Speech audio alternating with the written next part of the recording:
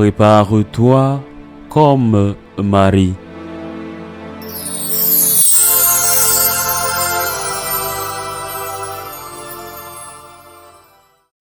En ce temps-là, l'ange Gabriel fut envoyé par Dieu dans une ville de Galilée appelée Nazareth, à une jeune fille vierge accordée en mariage à un homme de la maison de David appelé Joseph.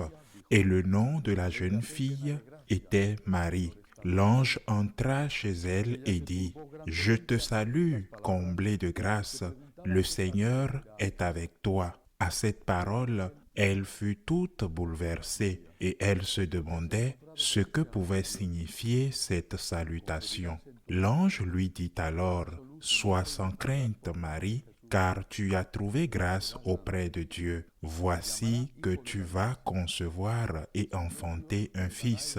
Tu lui donneras le nom de Jésus. Il sera grand, il sera appelé Fils du Très-Haut. Le Seigneur Dieu lui donnera le trône de David son père. Il régnera pour toujours sur la maison de Jacob et son règne n'aura pas de fin. » Marie dit à l'ange, « Comment cela va-t-il se faire, puisque je ne connais pas d'homme ?» L'ange lui répondit, « L'Esprit Saint viendra sur toi et la puissance du Très-Haut te prendra sous son ombre. C'est pourquoi celui qui va naître sera saint, il sera appelé Fils de Dieu. Or voici que dans sa vieillesse, Élisabeth, ta parente, a conçu, elle aussi, un fils, et en est à son 6e mois, alors qu'on l'appelait la femme stérile, car rien n'est impossible à Dieu. Marie dit alors, « Voici la servante du Seigneur, que tout m'advienne selon ta parole. » Et l'ange la quitta. Acclamons la parole de Dieu. Aujourd'hui, nous célébrons la solennité de l'Immaculée Conception de Marie. C'est aussi le 2e dimanche de l'Avent, mais en raison d'un privilège du Saint-Siège, le pape, dans les pays où la célébration de l'Immaculée Conception est une fête particulièrement importante, comme en Espagne bien sûr, pas seulement en Espagne. La célébration n'est pas autorisée le 2e dimanche, mais le jour de l'Immaculée Conception, pour certains pays par exemple. Mais si l'on garde également à l'esprit dans la messe les intentions de ce 2e dimanche de l'Avent. Nous célébrons donc aujourd'hui la fête de l'Immaculée Conception, mais dans d'autres pays comme en Afrique, ce n'est pas le cas. Il est vrai que déjà à partir du 2e dimanche de l'Avent, ce temps est marqué par la figure de Saint Jean-Baptiste qui préparera le chemin vers le Seigneur. Le Seigneur vient parce qu'il nous aime, parce qu'il veut nous sauver. Mais il avait besoin d'une femme pour être homme. Dans l'ordre de la création, il avait décidé ceci, qu'un homme devait naître d'une femme. Il en avait besoin. Marie était nécessaire, Marie était la femme nécessaire, mais pas n'importe quelle femme. Pourquoi Marie a été élue? Elle a été élue parce qu'elle était la femme nécessaire. Elle a été élue parce qu'elle a été conçue sans péché originel dans le sein de sa mère, Sainte Anne, 9 mois avant la naissance, et plus tard, 15 à 16 ans avant la conception de Jésus. Mais il serait très intéressant d'analyser la réponse de Marie face à la demande ou à la proposition faite par l'ange. Marie demande à Dieu par l'intermédiaire de l'ange comment cela pourrait-il arriver puisqu'elle ne connaît pas d'homme. Et plus tard, elle donne comme réponse oui à la demande. Elle donne comme réponse oui à la proposition de l'ange. Elle donne comme réponse oui à la demande de Dieu. Les premiers pères de l'Église aimaient appeler la Vierge la nouvelle Ève en disant « Si le péché est entré dans le monde, par une femme, le salut est entré par une autre femme. Si une femme a été victime et est tombée dans la tentation du serpent, c'est une autre femme, Marie, qui marchera sur la tête du serpent. Qu'est-ce que cela signifie? Que Marie est la nouvelle Ève ou la seconde Ève? Cela signifie qu'il y a eu un premier ou une première Ève qui a été créée sans péché originel et qui pourtant a commis un péché en désobéissant à Dieu. Il est possible à ce niveau d'émettre une hypothèse qui peut être peut-être absurde. À la demande de l'ange, Marie pouvait dire non, mais elle dit oui. Mais ce n'est pas un oui prédéterminé, ni un oui obligatoire qu'elle ne pouvait pas refuser. Il n'y aurait eu aucun mérite, il n'y aurait eu aucun problème si Marie avait dit non. Mais au lieu de ça, elle a dit oui. Quelle est la différence donc entre Ève et Marie? Toutes deux sans péché originel. Ève rêva de se laisser tromper par la prétention, l'offre du diable de devenir une déesse. Voici l'offre. Si vous désobéissez, si vous mangez du fruit de l'arbre interdit de la connaissance du bien et du mal, c'est-à-dire si vous décidez vous-même de ce qui est bien et de ce qui est mal, voilà ce que signifie cet arbre. Si vous décidez vous-même de ce qui est bien et de ce qui vous convient, ce qui vous intéresse, ce que vous aimez, ce qui ne vous convient pas, alors vous serez des dieux. Dieu nous a laissé la capacité de décider de manière indépendante, autonome, de ce qui est bien et de ce qui est mal. Aujourd'hui, nous avons cette liberté et nous remarquons cette liberté dans de nombreux pays. Nous vivons sans compter sur Dieu dans certaines localités. Nous vivons comme si Dieu n'existait pas. Nous ne comptons que sur la nature humaine créée par Dieu, sans compter sur la révélation à travers la parole, à travers la tradition, c'est-à-dire à travers les enseignements continus de l'Église depuis 2000 ans, illuminés par l'Esprit Saint. Et nous décidons maintenant de ce qui était auparavant mauvais va désormais être bon. Qu'a-t-il derrière tout cela? Exactement la même chose qui était derrière le péché originel, l'orgueil. L'orgueil de vouloir être des dieux, l'orgueil de vouloir être égal à Dieu, l'orgueil de vouloir être supérieur à Dieu. C'est au fond ce que disent ou ce que font ceux qui considèrent qu'il faut construire la nouvelle Église avec la nouvelle morale sexuelle ou avec les nouvelles lois, les enseignements dogmatiques. Que sait Dieu? Que saurait Saint Paul? Saint Paul, que sait-il des femmes? On disait de Saint Paul qu'il détestait les femmes, qu'il était absolument homophobe, selon eux. Que savait-il? Que sauront les martyrs? Que sauront les saints de l'histoire de l'Église? Nous le savons, nous. Quelle arrogance! L'orgueil a été le premier péché. L'orgueil produit la désobéissance. Mais avant la désobéissance, il y a l'orgueil de vouloir être Dieu, de se considérer égal à Dieu et même de se considérer supérieur à Dieu. L'orgueil s'est traduit par la désobéissance et la désobéissance a provoqué la perte de l'innocence originelle, la perte du paradis. Mais il y a une autre vertu qui est morte dans cette bataille, la gratitude. Adam et Ève auraient dû dire au serpent, même si tu nous offres ce pouvoir d'être des dieux, même si ce que tu nous offres était vrai, nous serions des lâches, nous serions ingrats. Regarde tout ce que nous avons reçu, c'est merveilleux. Nous vivons en paix dans le paradis originel. C'est merveilleux.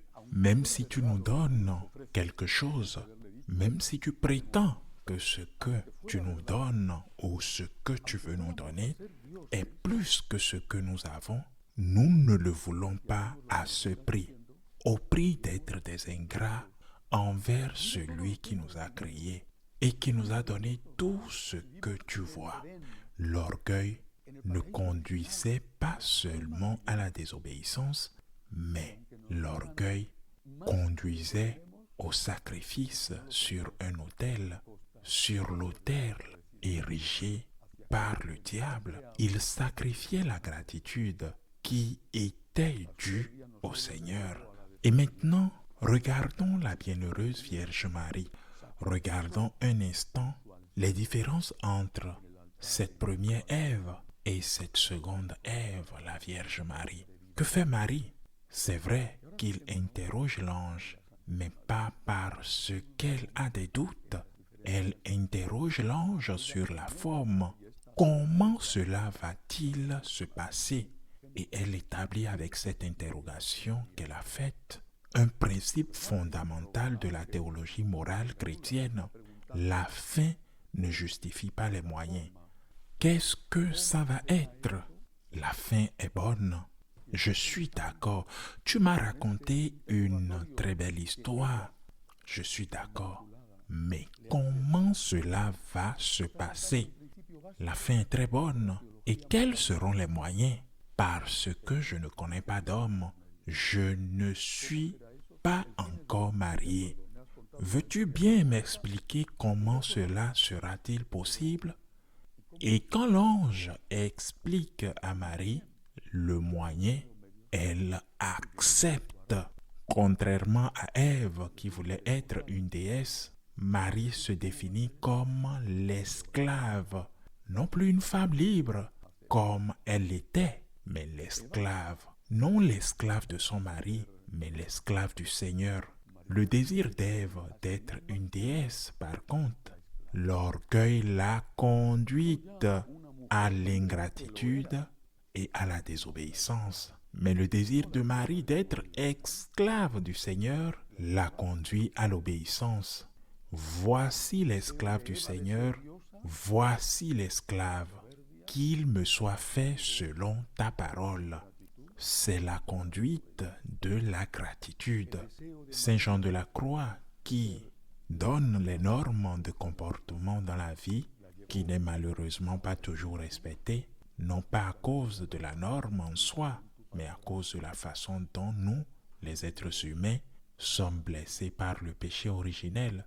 Saint Jean de la Croix dit, là où il n'y a pas d'amour, mais de l'amour, et tu trouveras l'amour.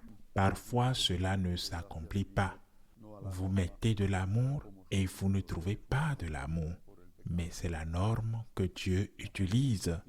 Saint Jean l'évangéliste le dit clairement. Dieu nous a aimés le premier. Dieu a pris l'initiative de l'amour en espérant que, ajoute Saint Jean, nous devons à notre tour aimer par amour pour Dieu. Nous devons aimer nos prochains. Dieu a aimé le premier. Il a semé l'amour et en retour, il est en droit de récolter l'amour. Et l'amour que Dieu veut de nous, c'est que nous l'aimons en premier, mais aussi que nous aimons notre prochain. Autrement dit, Dieu a créé Adam et Ève en leur donnant le paradis, la vie. Mais eux, avec l'orgueil, ont désobéi et sacrifié sur l'autel la gratitude. Ils ont sacrifié sur l'autel ce qui revenait à Dieu après avoir semé l'amour, après avoir exprimé un acte d'amour. Dieu était en droit de recevoir en retour l'amour par la gratitude, mais ils l'ont sacrifié à l'autel. Au lieu de la gratitude, ils ont produit l'ingratitude. Mais Marie, au contraire, avait reçu l'amour. Je ne sais pas si elle l'a reçu autant qu'Ève et Adam, mais elle avait reçu l'amour. Elle avait eu de saints parents. Elle peut-être, sans le savoir, était immaculée, conçue sans péché originel. Elle avait reçu l'amour. Elle ne vivait pas dans un paradis. Elle vivait dans un petit village humble. Elle devait travailler depuis qu'elle était enfant. Elle devait aller au puits qui se trouvait à quelques centaines de mètres de chez elle. Ce puits est encore conservé à Nazareth. Eh bien, elle avait reçu de l'amour. Et maintenant, elle donne de l'amour. Là où il y avait de l'amour, elle donne de l'amour. Par contre, Ève, là où il y avait de l'amour, elle donne l'orgueil et la désobéissance. Et maintenant, en la contemplant, l'Immaculée, celle qui a été toujours immaculée, non seulement au moment de sa conception, mais elle a toujours gardé son âme pure, sans péché, originelle, et reste pour nous un modèle. Nous, par contre, nous ne sommes pas immaculés. Nous sommes nés avec le péché originel, mais l'humilité, la gratitude, par la grâce de Dieu, nous rendent en quelque sorte immaculés notre âme. Notre âme devient propre par la gratitude et l'humilité. Notre âme devient transparente quand elle est humble et quand elle est reconnaissante. Vous ne pouvez pas être reconnaissant si vous n'êtes pas humble. L'humilité précède la gratitude. Une personne humble, une personne qui reçoit un câlin, un don, une aide, un geste d'affection, quelque chose de nature comme la santé ou une faveur, un emploi. Une personne humble qui reçoit tout ça est reconnaissante parce qu'elle est humble. Elle est reconnaissante parce qu'elle est consciente que c'est un cadeau et qu'elle n'a aucun droit sur ce qu'elle reçoit. C'est un cadeau immérité. Au contraire, la personne orgueilleuse, tout ce qu'on lui donne est toujours peu, quoi qu'il en soit. Que ce soit l'amour de ses parents, elle veut plus, elle a droit à plus. Une personne lui rend visite ou lui rend service, elle dira juste un merci par courtoisie. Cependant, Dieu notre Seigneur qui t'a créé, tu te fâches contre lui s'il ne te donne pas ce que tu veux le lendemain du jour où tu lui as demandé. Je pense que nous devrons beaucoup apprendre de l'Immaculée Conception et nous devrons avoir l'humilité de savoir que tout est grâce et que ce que nous avons est un immense don et que même les croix de la vie peuvent aussi être un don lorsque nous en profitons pour nous unir davantage à Dieu et nous préparer à la vie éternelle. Et cette humilité conduit naturellement à la gratitude. J'ai reçu le Seigneur. Me voici Seigneur. Merci Seigneur. Non pas parce que ce que j'ai, je l'ai par mon mérite, mais je sais que ce que j'ai est la cause de ta bonté, de ta générosité. Je ne considère pas ma bonté ou ma générosité comme quelque chose qui vient de moi, mais je les considère comme quelque chose qui vient de toi. Et c'est un devoir pour moi, c'est une obligation de réaliser ton amour infini que tu as versé par ton sang pour moi. Je te dis Seigneur, me voici Seigneur pour faire ta volonté. Ma vie est à toi, mes projets sont à toi, mes projets sont les tiennes. Je n'ai pas d'autre projet que de faire ta volonté. Marchons sur la tête du serpent. Dans notre âme, ne laissons pas enraciner en nous la semence du diable, nous faisant croire que nous sommes si importants, si grands, que nous méritons plus et que ce que Dieu nous donne est peu. Marchons sur la tête du serpent, comme l'a fait Marie et comme elle continue toujours de le faire. Marchons sur la tête du serpent en disant au Seigneur comme Marie, me voici par gratitude envers toi. Tu as mis en moi cet amour, Seigneur, et c'est bon, et c'est juste que mon devoir est qu'en retour, je puisse donner cet amour, et qu'en retour, que tu trouves cet amour qui est en toi, en moi. Ainsi soit-il.